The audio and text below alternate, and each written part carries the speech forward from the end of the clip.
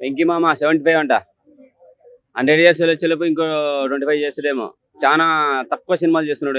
చిరంజీవి 150 చేసిండు, of course junior అనుకో, అందరికన్నా చిన్నోడు కదా. 4 స్తంభాల్లో, ఇండస్ట్రీకి 4 స్తంభాలు అందరికన్నా చిన్నోడు కాబట్టి సో ఓకే 75 అంటే పర్వాలేదు, బాగుంది. డైలాగ్ మాత్రం బాగున్నాయి. నా పాపదైతే నాన్న ఉంటే నాకు హీరో, నాన్న ఉంటే నాకు సంతోషం, నాన్న ఉంటే ఫుల్ సేఫ్. పాప నానా నానా నానా అసలు ఆ పాప, ఆ డాడీ, ఆ డైలాగ్, ఆ పాప అయితే ఎంత ఇట్లా హృదయానికి టచ్ అని అంటారు కదా, అలా మస్తు అనిపించేసినాయి. మనం ఒకవేళ అవి ఊహించేసుకొని, ఆ సన్నివేశాలు ఊహించుకొని పోతే మాత్రం కళ్ళల్లో వాటర్ డ్రాప్స్ కూడా కాస్తాయి. ఇక వెంకీ మామ మళ్ళా ఫస్ట్ పాప ఇలా వెంకీ మామ టైప్ లో ఇలా నడుచుకుంటూ వస్తుంది, మస్తు అనిపించేసింది. వెనక ఫాదర్ రావడం, తర్వాత సైడ్ నుంచి మమ్మీ రావడం చాలా బాగా అనిపించింది.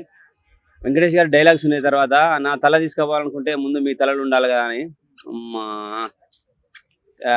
ఏంది డిఆర్ అని పెట్టిరు? డైరెక్టర్ అనా, డాక్టర్ శైలేష్ కులనా?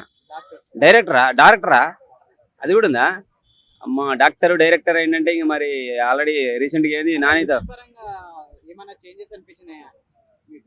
ఏం లేదు, డిఫరెంట్ గా ఉంది, మంచిగా అయింది. కొంచెం ఆ మధ్య నారప్ప తర్వాత ఆ టైప్ లో రానా నాయుడులో కొంచెం డిఫరెంట్ లుక్స్ బాగా మెయింటైన్ చేస్తుంది. కొంచెం యంగ్ క్యారెక్టర్ కూడా ఉంటే ఓకే, ఈ సినిమాలో కుదరకపోవచ్చు. మనకు గణేష్ లాంటి లుక్ ఒకటి ఆ టైప్ లో యంగ్ లో కావాలని కోరుకుంటున్నా.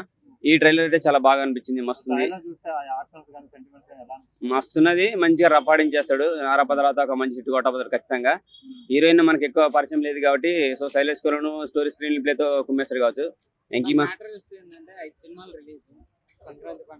అవు కదా,